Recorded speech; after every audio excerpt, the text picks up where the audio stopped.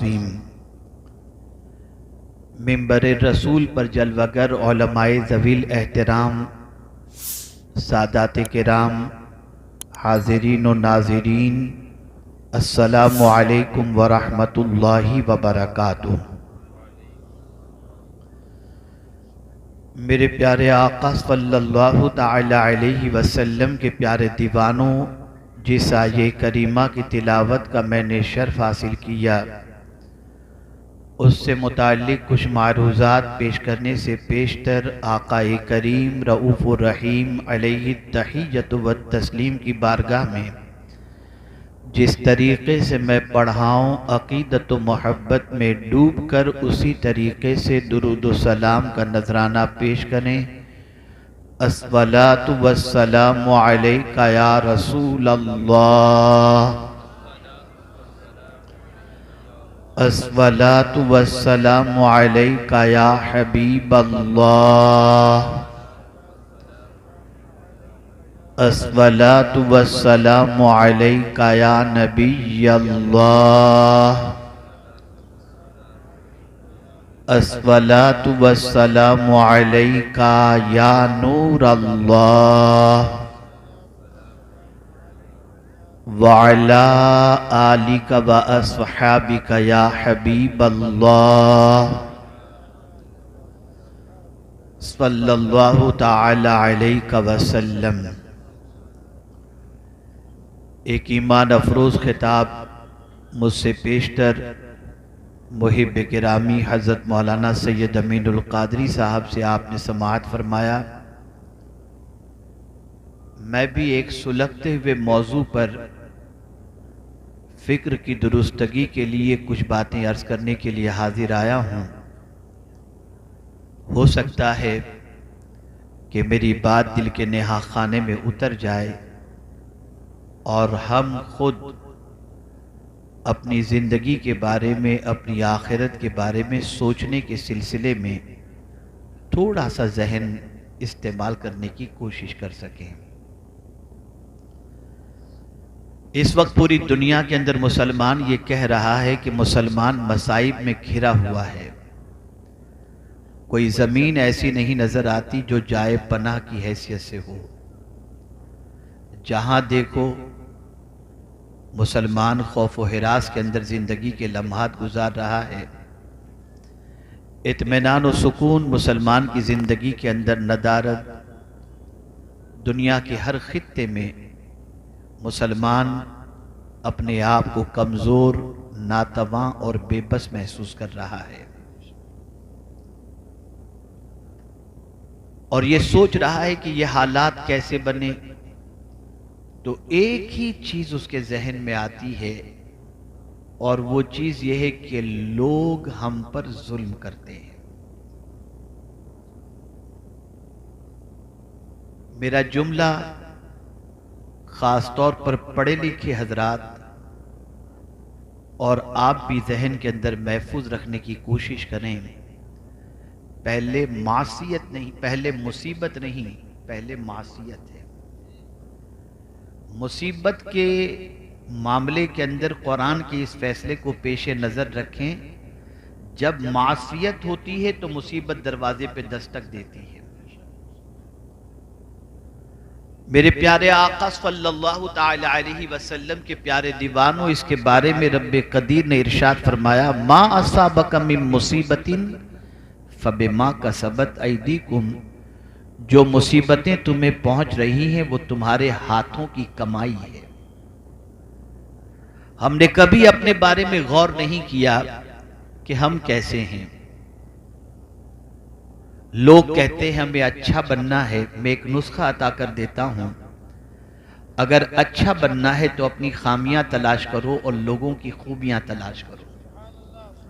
لیکن ہمارا حال یہ ہے کہ ہم لوگوں میں خامیاں تلاش کرتے ہیں اور خود میں خوبیاں تلاش کرتے ہیں۔ اے رسول اعظم صلی اللہ علیہ وسلم کے دیوانوں، جب تک ہماری زندگی سیدھے راستے پر تھی، اللہ عز و جل کی رحمتوں کا نزول ہوتا تھا، برکتوں کا نزول ہوتا تھا، اور اس نے قرآن مقدس میں خود وعدہ فرمایا، وَلَوْ أَنَّهُمْ أَقَامُوا التَّوْرَاةَ وَالْإِنْجِيلَ وما انزل الیہم من ربہم لآکلوا من فوقہم ومن تحت ارجلہم۔ قرآن کا وعدہ ہے کہ اگر توریت پر، انجیل پر اور جو کچھ نازل کیا گیا اس پر قائم رہتے تو ہم آسمان سے تمہارے لیے کھانا اتارتے اور پیر کے نیچے سے تمہیں ہم بہت کچھ نعمتیں عطا فرماتے۔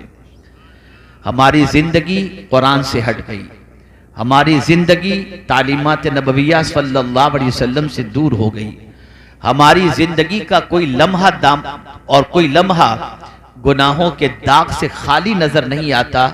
اور آج کی پوزیشن تو یہ ہے، کوئی رات مسلمانوں کے لیے اللہ کی بارگاہ میں سجدہ ریز ہونے کے لیے نہیں آتی، بلکہ ہر رات مسلمانوں کے دامن پر گناہوں کے دھبوں میں اضافے کے لیے آتی ہے۔ نہ جانے ہر رات مسلمان اپنے دامن پر کتنے گناہوں کے دھبوں میں اضافہ کرتا ہے، اس کے بارے میں کبھی غور کرنے کا خیال نہیں، کبھی غور نہیں کرتا، کبھی سوچتا نہیں۔ اے رسول اعظم صلی اللہ علیہ وسلم کے دیوانوں، زبانی جمع خرچ کو اب ختم کرنا پڑے گا۔ دعویٰ تو ہم کرتے ہیں کہ رسول رحمت صلی اللہ علیہ وسلم سے بے پناہ محبت کرتے ہیں، نعرے بھی لگاتے ہیں، لیکن کبھی اپنی راتوں کے بارے میں غور کیجئے اور کبھی مدینے کے تاجدار صلی اللہ علیہ وسلم کی راتوں کے بارے میں غور کیجئے۔ ہماری راتیں گناہوں کے دھبوں میں اضافے کے اندر گزرتی ہیں، اور مدینے کے تاجدار کی راتیں ہم سیاہکاروں کے لیے بخشش کی دعاؤں میں گزرتی نظر آتی ہیں۔ وہ رات بھر روتے ہیں ہماری بخشش کی خاطر، ہماری نجات کی خاطر، ہماری مغفرت کی خاطر، ہمیں جنت کا مسافر بنانے کی خاطر، اور روتے اتنا روتے کہ اعلیٰ حضرت عظیم البرکت امام عشق و محبت کو کہنا پڑا، اللہ کیا جہنم اب بھی نہ سرد ہوگا، رو رو کے مصطفیٰ نے دریا بہا دیے ہیں۔ میں تم سے پوچھنا چاہتا ہوں، ماں روئے تو تم اپنی عادتیں چھوڑ دو، باپ روئے تو باپ کے رونے پر تم کو ترس آ جاتا ہے اور تم صبح اٹھ کر کام پر چلے جاتے ہو۔ باپ اگر تمہیں منت و سماجت کرے اسکول چلے جاتے ہو، اور اگر بیوی روئے تو اس کو منانے کی خاطر نہ جانے اس کے سامنے کیا کیا چیزیں پیش کرنے کے لیے تیار ہو جاتے ہو۔ اتنے ظالم ہم ہو چکے ہیں کہ ہمیں حضور کے رونے کا کوئی خیال نہیں، آقا کریم کے آنسو کا کوئی خیال نہیں۔ جو رسول ہمارے اوپر اتنے مہربان ہیں کہ قدم قدم پر لمحہ لمحہ اپنی امت کی فکر میں گزارتے ہیں، اور یہ امت ہے جو مصطفیٰ پیارے کی تعلیمات کو پس پشت ڈالے ہوئے ہیں۔ مصیبتیں یوں ہی نہیں آتی، ہم ہی تو تھے کہ ہماری مسجد میں نماز پڑھنے کے بعد نکلنے پر باہر مسجد کے دروازے پر غیر مسلم پانی کا گلاس لے کر کے کھڑے ہوتے، یہ مسلمان نمازی پانی پر دم کر دے گا، میں اپنے مریض کو پلاؤں گا تو شفا مل جائے گی۔ آج ہماری مسجدوں کے ساتھ یہ سلوک کیوں ہو رہا ہے؟ یہ ہمارے کرتوت کا نتیجہ ہے، یہ ہماری غلطیوں کا نتیجہ ہے۔ آج ہم قرآن کے بارے میں نہیں جانتے، رسول رحمت صلی اللہ علیہ وسلم کے بارے میں نہیں جانتے، ہم الزام تراشی کرتے ہیں، فلاں یہ کر رہا ہے، وہ یہ کر رہا ہے، وہ ایسا کرے گا، وہ ایسا کرے گا۔ قرآن نے واضح لفظوں میں فرما دیا، اگر تم اپنے حالات بدلنا چاہتے ہو تو خود کو بدل دو، ہم تمہارے حالات کو بدل دیں گے۔ آئیے میں دو واقعات آپ کی سماعتوں کے حوالے کروں۔ جب آدمی بدل جاتا ہے تو اللہ حالات کیسے بدلتا ہے۔ اس میں کوئی شک نہیں کہ گناہوں کے سیلاب کے اندر دامن کو گناہوں سے بچانا بہت ڈیفیکلٹ ہے، لیکن یہ بھی اپنی جگہ مسلم ہے کہ اگر کوئی بچنا چاہے تو مولا مدد بھی فرماتا ہے۔ رسول رحمت صلی اللہ علیہ وسلم کی کرم کی نظر بھی ہوتی ہے۔ لیکن آج میں آپ کو ایک درس دینا چاہتا ہوں، رات کے سناٹے میں اگر گناہ کے دھبوں میں اضافہ ہو چکا ہو، دن کے اجالے میں گناہ کر چکے ہوں، اور سر کے بالوں سے لے کر پیر کے ناخن تک گناہوں میں جکڑے ہوئے ہوں، اور چاہتے ہوں کہ اس گناہ کے دلدل سے، گناہ کی سیاہی سے پاک ہو جائیں، کیا اب بھی میرا مولا کرم فرمائے گا؟ کیا اتنے گناہ کرنے کے بعد بھی معاف فرمائے گا؟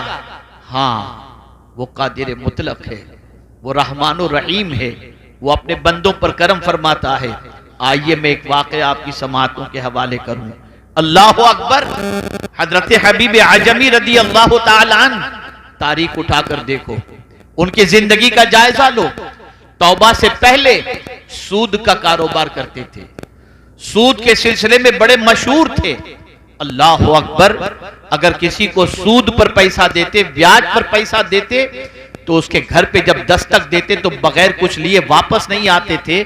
ایک دن ایک شخص کے گھر آپ تشریف لے گئے جس کو آپ نے سود پر پیسہ دیا تھا, دروازے پہ دستک دی اور اس کے بعد صاحب خانہ کے بارے میں پوچھا گیا تو کہا گھر پر نہیں ہے. ان کی بیوی نے کہا میرے شوہر نہیں ہے. حضرت حبیب اعجمی جو توبہ کرنے سے پہلے سود خور تھے, انہوں نے برجستہ کہا کہ تم جانتی ہو کہ میں جب کسی کے یہاں پیسے لینے جاتا ہوں تو خالی ہاتھ نہیں لوٹتا, میں آیا ہوں کچھ نہ کچھ مجھے دو. اس کے گھر پہ گوشت موجود تھا, اس نے کہا بس یہی بچوں کے لیے رکھی ہوں, لے جا سکتے ہو. لے کر نکلے, اپنے گھر پہنچے, بیوی کو پیش کیا, کہا اسے پکاؤ. بیوی نے جب پکایا تو وہ خون بن گیا, وہ گوشت خون بن گیا. بیوی نے برجستہ کہا حبیب میں نے تم سے کہا ہے کہ سودی کاروبار چھوڑ دو, ذرا دیکھو یہ گوشت کے خون میں تبدیل ہو چکا. اللہ اکبر, بیوی کے دل سے اس طریقے سے درد کے ساتھ یہ بات نکلی تھی کہ حبیب اعجمی کا دل بدل گیا. اور اسی وقت انہوں نے نیت کی کہ میں آج سے سود کے کاروبار سے توبہ کر لوں گا. لیکن آپ ذرا سوچو, نیت کر لی, توبہ کی نیت کر لی, سودی کاروبار چھوڑنے کی نیت کر لی, لیکن اس زمانے کے اندر حضرت حسن بصری رضی اللہ المولا تبارک و تعالی عنہ خطاب فرماتے تھے. ان کی محفلوں کے اندر جانے والوں کا بڑا ہجوم رہتا تھا. اللہ اکبر, حبیب اعجمی نے نیت کی کہ میں جا کر کے حضرت حسن بصری کے ہاتھوں پہ توبہ کروں گا. گھر سے نکلتے ہیں, راستے میں بچے کھیل رہے تھے, دیکھا حبیب اعجمی کو, کنارے پر ہو گئے اور ایک دوسرے بچے کہہ رہے تھے کنارے ہو جاؤ, اس سود خور کے پیر کی مٹی بھی ہم پر پڑی تو ہم تباہ ہو جائیں گے. حبیب اعجمی گئے, حضرت حسن بصری توبہ پر خطاب فرما رہے تھے, اور خطاب فرماتے ہوئے حضرت حسن بصری علیہ رحمت و رضوان نے فرمایا اگر سچے دل سے حبیب اعجمی بھی توبہ کر لے تو اللہ اس کی توبہ کو قبول فرما لے گا.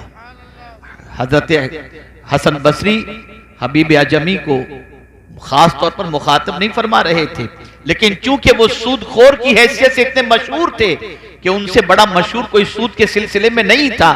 لیکن حضرت حسن بصری نے جب یہ کہا تو حبیب اعجمی نے کہا کیا کہا حضور آپ نے؟ کہا حبیب اعجمی بھی توبہ کر لے تو اللہ اس کی توبہ قبول کر لے گا. پھر اس نے کہا کہ کیا کہا آپ نے؟ کہا حبیب اعجمی بھی توبہ کر لے تو اللہ اس کی توبہ قبول فرما لے گا. اللہ اکبر, حبیب اعجمی آگے بڑھے, حضرت حسن بصری کے ہاتھوں میں ہاتھ دیا, اپنے گناہوں سے سچے دل سے توبہ کی اور جتنوں کا پیسہ لیا تھا اسے لوٹانے کا عہد کیا. اب یہی حسن بصری رضی اللہ المولا تبارک و تعالی عنہ جن کی بارگاہ سے حبیب اعجمی توبہ کر کے نکلے ہیں, آپ جانتے ہیں جب پلٹ کر اپنے گھر کی طرف جا رہے تھے تو سچویشن بالکل بدل چکی تھی. جس راستے سے آ رہے تھے وہاں بچے وہی کھیلتے ہوئے نظر آئے, لیکن اب بچوں کے جملے پہلے جیسے نہیں تھے. بچوں نے کہا اللہ کا ولی حبیب اعجمی آ رہا ہے, اگر اس کی نظر کسی پر پڑ گئی تو اس کی بگڑی سنور جایا کرے گی. میں پوچھنا چاہتا ہوں اگر سچے دل سے بندہ گناہوں سے توبہ کر لے, اللہ اس توبہ کی برکت سے کبھی کبھی تو ایسا ہوتا ہے عبادت سے جو مقام نہیں ملتا وہ سچی توبہ کی بنیاد پر اللہ مقام عطا کر دیتا ہے. حضرت حبیب اعجمی ولایت کے مہتاب بن کر کے چمکے اور بڑے اونچے مقام پر فائز ہوئے. دامن پر گناہوں کے دھبے لگ چکے ہیں, صاف کرو اسے. جس طرح سے گندے برتن کے اندر بریانی نہیں کھائی جاتی, ایسے گندا دل ہونا تو عبادتوں کا اثر نہیں ہوتا. بدلو, مانجھو اپنے دل کو, صاف کرو اپنے دل کو, توبہ کرو اللہ کی بارگاہ میں سچے دل سے. اگر سچے دل سے توبہ نہیں کرو گے تو مصیبتیں دروازوں پر دستک دیں گی, اور اگر سچے دل سے توبہ کر لو گے تو اللہ قادر مطلق ہے, رحمان و رحیم ہے, اور اس کریم کے کرم پر قربان جائیے کہ جب کوئی بندہ توبہ کرتا ہے تو میرا مولا ارشاد فرماتا ہے ان اللہ یحب التوابین و یحب المتطہرین، کہ بے شک اللہ توبہ کرنے والے اور پاک رہنے والے سے محبت فرماتا ہے۔ آپ ذرا سوچو، بڑے بڑے جرائم ایک زمانے میں کرنے والے لوگوں کو اللہ نے جب توبہ کی توفیق عطا فرمائی تو پھر وہ کتنے اونچے مقام پر پہنچے۔ آئیے حضرت فضیل بن عیاض علیہ الرحمت والرضوان کی حیات طیبہ کو دیکھیے آپ۔ اللہ اکبر، ڈاکہ زنی کا پیشہ تھا، ہر نکلنے والے قافلے کو لوٹنے کا پیشہ تھا۔ اس زمانے میں ایک تاجر اس جگہ سے قافلہ لے کر سامان تجارت کے ساتھ گزرنے والا تھا، جہاں پر گھاٹ لگائے ہوئے فضیل بن عیاض بیٹھا کرتے تھے۔ جب قافلہ وہاں سے گزرنے والا تھا تو انہوں نے اپنے ساتھ، قافلے والے نے اپنے ساتھ ایک قاری قرآن کو رکھا تھا جو راستے بھر قرآن کی تلاوت کرتا تھا۔ جب فضیل بن عیاض کا اڈا آ گیا اور قافلہ وہاں سے گزرنے والا تھا، قاری قرآن نے تلاوت کی، الم یأن للذین آمنوا ان تخشع قلوبہم لذکر اللہ، کیا ایمان والے کے لیے وہ وقت نہیں آیا کہ اللہ سے ڈرے اور اپنے قلب کو اللہ کے ذکر سے منور و مجلہ فرما دے۔ بس یہ آیت کریمہ پڑھنی تھی کہ فضیل بن عیاض کے دل پر اس آیت نے اثر کیا، چیخ اٹھے اور کہا ہاں ہاں، ایمان والے کے لیے وقت آ گیا کہ وہ اللہ سے ڈرے اور توبہ کرے اور اللہ عز و جل کے ذکر سے اپنے قلب کو منور و مجلہ کرے۔ اسی وقت توبہ کی، اور توبہ کرنے کے بعد فضیل بن عیاض اللہ اکبر جتنوں کا مال لوٹا تھا سب کا مال عطا کر دیا، اور اس کے بعد سیدھے مسجد نبوی شریف کی طرف بڑھے، اور وہاں پہنچنے کے بعد درس حدیث کی محفل کے اندر بیٹھے، اور بیٹھتے بیٹھتے اللہ نے پھر وہ مقام عطا فرمایا کہ حضرت فضیل بن عیاض رضی اللہ المولا تبارک و تعالی عنہ مسجد نبوی کے اندر خود درس حدیث دینے لگ گئے، اور جب ان کے سامنے کوئی لفظ اللہ کہتا تو کانپ جایا کرتے تھے۔ جب حضرت فضیل بن عیاض علیہ الرحمہ کا وصال ہوا تو دنیا یہ کہنے پر مجبور ہو گئی فضیل اس دنیا سے نہیں گئے، اللہ کا خوف اس دنیا سے چلا گیا۔ ولایت کا مقام حضرت فضیل بن عیاض کو کیسے ملا؟ توبہ کی بنیاد پر۔ مایوسی کے دلدل سے نکلو، اگر آج تک گناہوں کے دلدل کے اندر ڈوبے رہے تو آج اللہ کی بارگاہ میں سچے دل سے توبہ کرو۔ سن لو، مصیبتیں یوں ہی نہیں آتی، گناہوں کی وجہ سے آتی ہیں۔ میں ایک ایگزامپل کے ذریعے سمجھاؤں، شاید آپ کی سمجھ میں بات آ جائے۔ ایک انسان پر جب ظلم اور مصیبتوں کے پہاڑ ٹوٹتے ہیں تو وہ انسان کہتا ہے پتہ نہیں کون سا گناہ مجھ سے ہو گیا تھا جس کی سزا مل رہی ہے۔ اس وقت وہ گناہ کو یاد کرتا ہے۔ اس لیے یاد رکھو، آج اپنے گناہوں کو یاد کرو۔ اور جانتے ہو یہ کون سا مہینہ ہے؟ یہ شعبان المعظم ہے، اور اس مہینے کے بارے میں حضور فرماتے ہیں شعبان المطہر، شعبان پاک کرنے والا مہینہ ہے۔ اس ماہ مبارک میں سچے دل سے اگر توبہ کوئی کر لے تو اللہ اس کے گناہوں کو معاف فرما دیا کرتا ہے، گناہوں سے پاک کر دیا کرتا ہے۔ مجھے حیرت ہوتی ہے، اے رسول اعظم صلی اللہ علیہ وسلم کے دیوانوں، مسلمان توبہ کرنے کے لیے بھی تیار نہیں، مصیبتیں دیکھ کر، پریشانیاں دیکھ کر، تکالیف دیکھ کر، زوال کی حالت دیکھ کر آج بھی توبہ کرنے کے لیے تیار نہیں کہ اللہ عز و جل کی بارگاہ میں سچے دل سے توبہ کر کے مولا کو منانے کی کوشش کی جائے۔ نہیں نہیں، اسے تو کل بھی معاذ اللہ گناہ کرنا ہے۔ بڑی معذرت کے ساتھ میں عرض کروں گا، میں کبھی کبھی کچھ تلخ باتیں بھی کر دیتا ہوں۔ ہم جب آئے مکان پر پہنچے تو ہم نے دیکھا جب استنجے کے لیے ہم اترے، وضو کے لیے جب کھڑے ہوئے تو لوگ لائن سے یوں کھڑے تھے۔ میں نے وضو کرنے کے بعد، میں نے فارغ ہونے کے بعد میں نے لوگوں سے پوچھا بتائیے آپ میں سے کتنے لوگوں نے عشاء کی نماز پڑھی ہے؟ کتنے لوگوں نے پڑھی ہے؟ سناٹا تھا، کوئی ہاتھ اٹھانے کو تیار تھا، اور چلم چلی شور و گل ہمارے لیے کھڑے ہو کر اہتمام۔ قیامت میں پوچھا ہی نہیں جائے